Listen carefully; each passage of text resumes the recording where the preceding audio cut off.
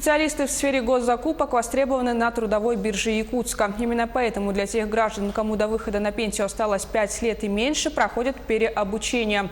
Большая потребность на предприятиях республики в специалистах по госзакупкам, фельдшерах. Также не хватает сотрудников в сфере образования и со знанием программы 1С. Также не проходит востребованность в парикмахерах и поварах. В нашем регионе бесплатное переобучение предпенсионеров доступно по 43 направлениям. Граждане, проживающие в районах, после обращения в Центр занятости по месту жительства могут получить направление на обучение в Якутск. В том случае, если переквалифицироваться по тому или иному направлению недоступно по месту прописки.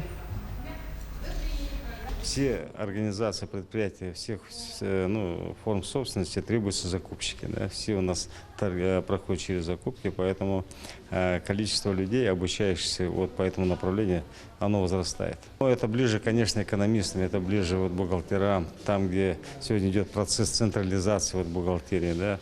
В этой связи тоже высвобождаются опытные бухгалтера, и экономисты, им это очень сподручно.